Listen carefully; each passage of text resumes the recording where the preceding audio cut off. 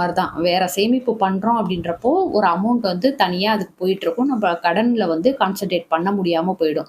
அதனால என்னைய பொறுத்த அளவுக்கு நான் சொல்றது என்னன்னாக்க, நான் ஃபாலோ பண்ண விஷயம் என்ன அப்படின்னு பார்த்தீங்கன்னாக்க, நான் வந்து எனக்கு கடன் இருந்தப்போ நான் எந்தவித சேவிங்ஸுமே பண்ணல. கிட்டத்தட்ட ஒரு 2, 3 வருஷத்துல அத எப்படி கட்டி மீட்டு வரலாம்?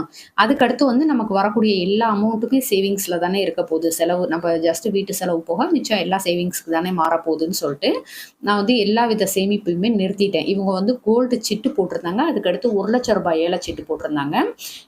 இதுக்கு முன்னாடி கூட என்ட்ட மெயில் பண்ணி கேட்டிருந்தாங்க. இது மாரி எனக்கு கடன் இருக்கு. என்ன பண்ணலாம்? அப்படின்னு சொல்லிட்டு. நான் அவங்களுக்கு சொன்ன விஷயம் இதுதான். கடன் வந்து இருக்கிறப்ப வேற சேவிங்ஸ் பண்றத வந்து ஸ்டாப் பண்ணிட்டு, நீங்க வந்து கடன் அடைக்கிறதுக்கு வந்து ஃபுல்லா கான்சன்ட்ரேட் பண்ணுங்க. கண்டிப்பா உங்களால செய்ய முடியும்னு சொல்லியிருந்தேன்.